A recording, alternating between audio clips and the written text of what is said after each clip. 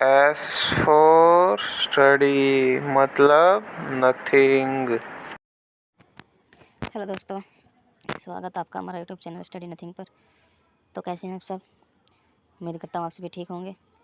दोस्तों, आज का हमारा टॉपिक है रेस्पिरेटरी सिस्टम। आज हम आपको स्वतंत्र तंत्र के बारे में बताएंगे, हिंदी और इंग्लिश दोनों भाषाओं में। आशा करता हूँ आप हमारी वीडियो को पूरा देखेंगे। The respiratory system is essential for exchanging goods between the body and the environment. Here is brief overview. स्वतंत्र तंत्र हमारे शरीर का एक अहम हिस्सा है जो ऑक्सीजन को शरीर की कोशिकाओं तक पहुंचाने और कार्बन डाइऑक्साइड को बाहर निकालने में मदद करता है। यह इस प्रकार दोस्तों देखो, ये है हमारा रेस्पिरेटरी सिस्टम, मतलब जो रेस्पिरेटरी सांस लेने में जो भी अंग हमारे काम करते हैं, ये हो। इसका स्क्रीनशॉट ले लीजिए आप। तो ये नेजल कैविटी आ गई, ये nostril, oral cavity, pharynx, larynx, trachea, right lung, left lung, नीचे डायफ्राम आ गया इसका। तो हम सबसे पहले आज अब बताएंगे nose and nasal cavity. The nose and nasal cavity are crucial component of the respiratory system. Here some important function. नाक और नेजल कैविटी स्वतंत्र तंत्र के मुख्य अंग हैं। इनके कुछ मुख्य कार्य हैं। नोज के कार्य देखो। The external part of the nose is the visible structure that include the nostrils. It's where as the enter point for air. यह शरीर का बाहर से दिखने वाला हिस्सा होता है जो नथुना को शामिल करता है। यह हवा को अंदर आने वाला रास्ता है। Nasal cavity. The internal part of the nose और nasal cavity extends from the knows traits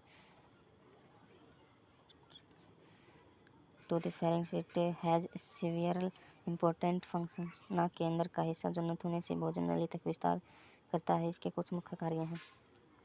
filtering. The nasal cavity is lined with mucus membranes and tiny hairs called cilia that trap dust, microbes and other particles. Nasal cavity K slash में झिल्ली और छोटे बाढ़ कणों, धूल, जीवाणु और अन्य कणों को नियंत्रित करते हैं। Warming blood vessel is in the nasal cavity warm the incoming air to body temperature. मतलब नेजल कैविटी में खून की नाड़ियाँ हवा को शरीर के तापमान तक गर्म करती हैं। हेमिडिफाइंग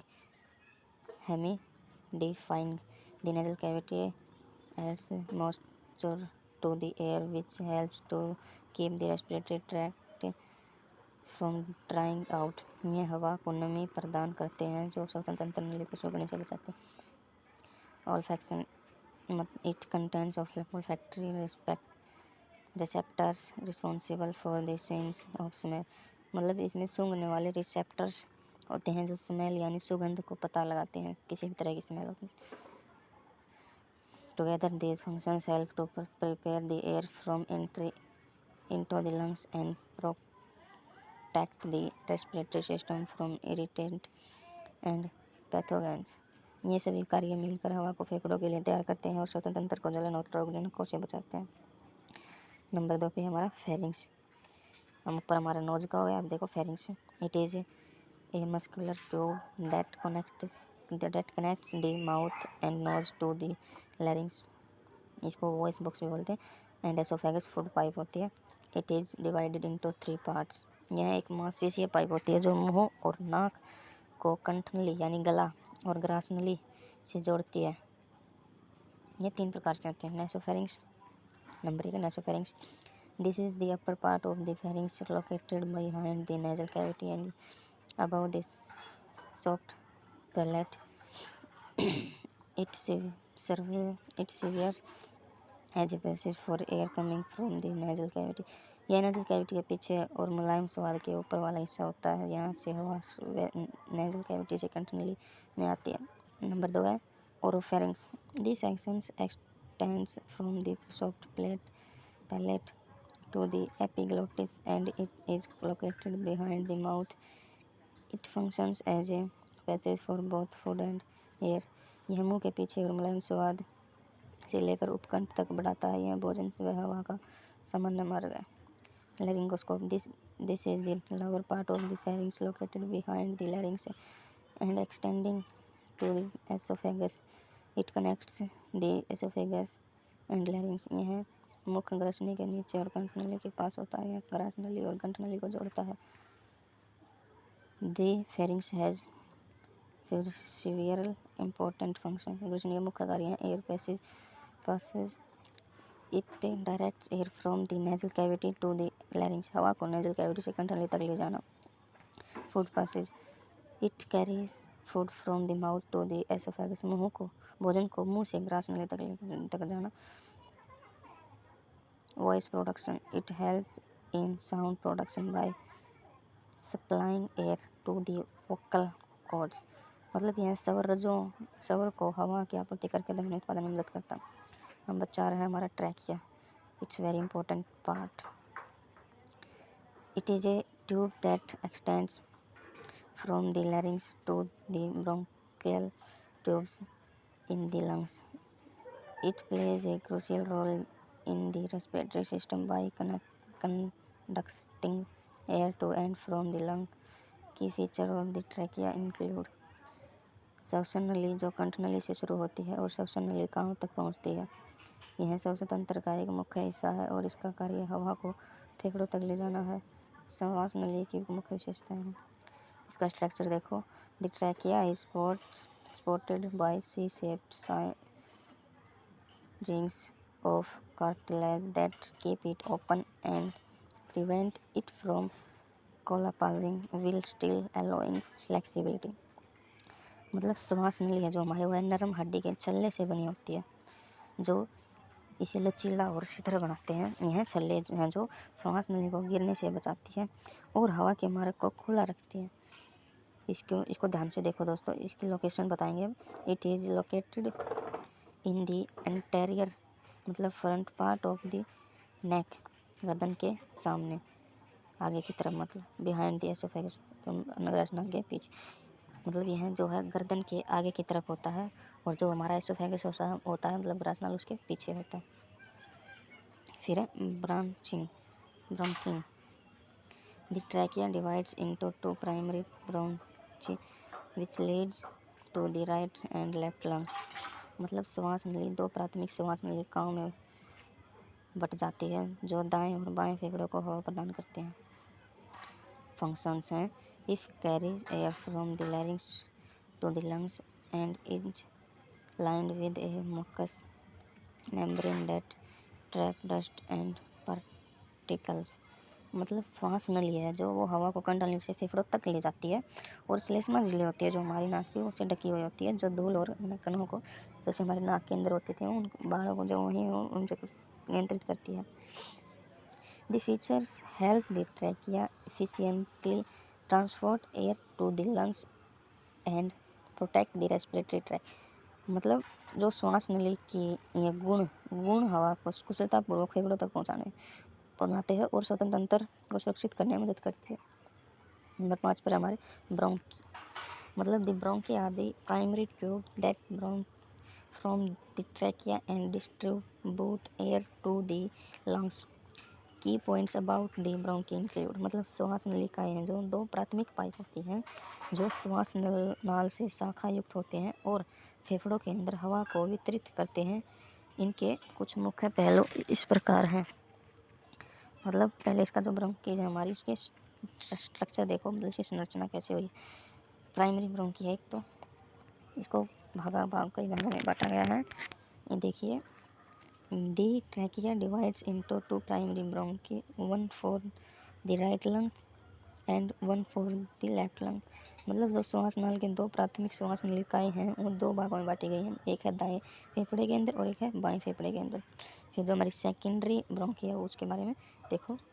दी primary bronchi further divide into secondary bronchi मतलब प्राथमिक श्वास नलिकाएं फिर से बांटे गए हैं with supply to each lobe of the lungs. द्वितीय श्वास नलिकाओं में जो हर फेफड़े के हिस्से में हवा को प्रदान करते हैं। फिर हमारा टर्टियरी ब्रोंकी मतलब segment.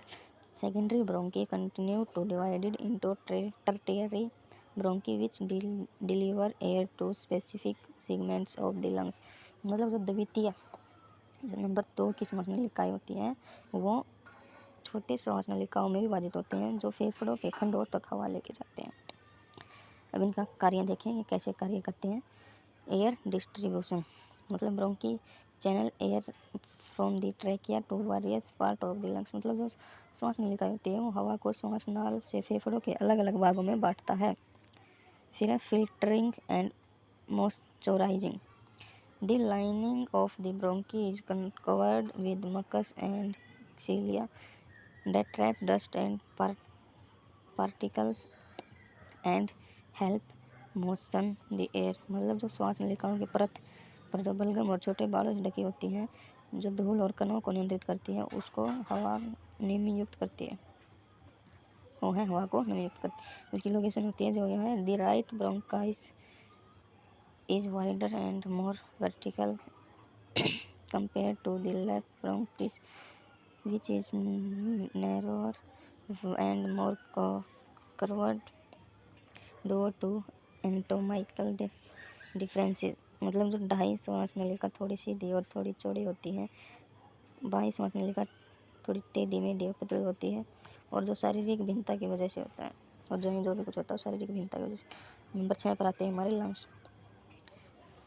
The lungs are essential organ of the respiratory system with several key features and functions। फेफड़े को दो प्राथमिक अंग हैं जो श्वसन तंत्र का एक मुख्य हिस्सा है। इनके कुछ मुख्य विशेषता और कार्य हैं। स्ट्रक्चर देखो पहले लंग्स का। lobes। The right lungs has 3 lobes, upper, middle, lower, while the left lung has 2 lobes, upper and lower। These lobes are distinct functional area. दाएं फेफड़े में 3 लॉब्स होते हैं, ऊपरी बादल नीचे, जबकि बाएं फेफड़े में 2 ही लॉब होते हैं, ऊपर और नीचे। ये लोब अलग अलग कार्यात्मक क्षेत्र होते हैं इनके। एल्वोली मतलब देखो इसका alveoli. The lungs contain tiny air sac called alveoli where gas exchange occurs.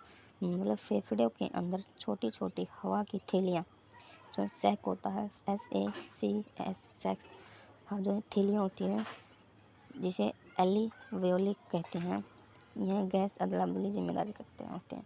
Functions gas exchange. Alveoli facilitate the transfer to oxygen into the blood and the removal of carbon dioxide from the blood. Alveoli में oxygen खून में transfer होती है और carbon dioxide खून से निकल ली जाती है। Breathing। The lungs process inhaled air and exhaled air। फेफड़े सांस द्वारा ली गई हवा को संसाधित करते हैं और सांस के द्वारा छोड़ी गई हवा को बाहर निकालते हैं। फिर regulation. The lungs help regulate blood pH level by controlling carbon dioxide concentration। मतलब जो फेफड़े कार्बन डाइऑक्साइड की सांद्रता को नियंत्रित करके रक्त के पीएच स्तर को विनियमित करने में मदद करते हैं। इसकी लोकेशन होती है the lungs are located in the chest cavity with in the ribcage and above the diaphragm. मतलब जो हमारे फेफड़े होते हैं वो छाती की गुहा में पसलियों के अंदर और डायफ्राम के ऊपर स्थित होते हैं, हमारे फेफड़ों की लोकेशन होती है।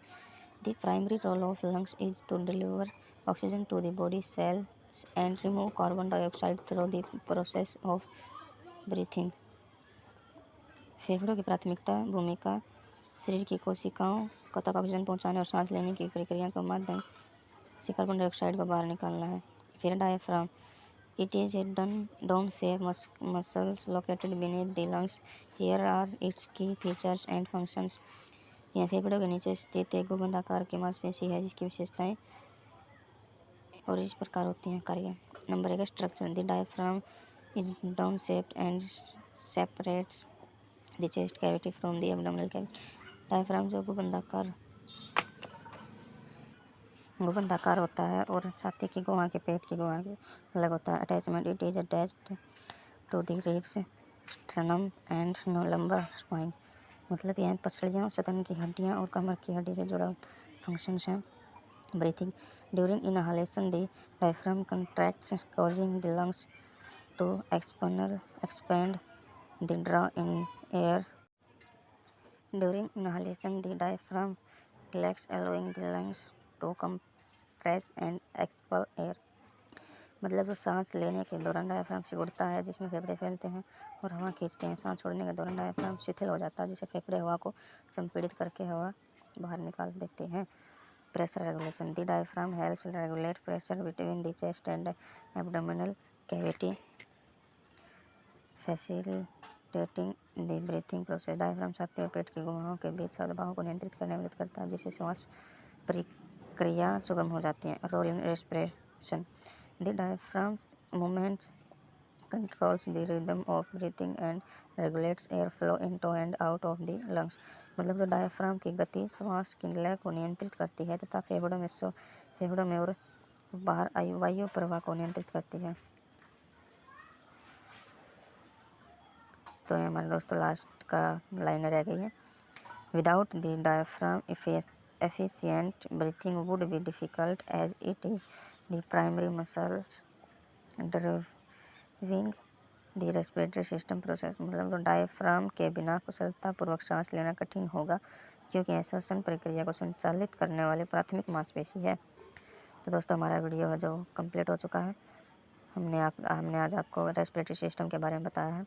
तो आशा करते हैं आप हमारे वीडियो को पूरा देखेंगे, पूरा देख ही लिया होगा। तो हमें बताएं आपको क्या समझ में आया, क्या समझ में नहीं आया। जो समझ में नहीं आया आप हमसे कमेंट में पूछ सकते हैं। और वीडियो अच्छी लगे तो अपने दोस्तों को शेयर करो और हमारे साथ बने रहें। Please like, comment, share and subscribe my YouTube channel Study Nothing.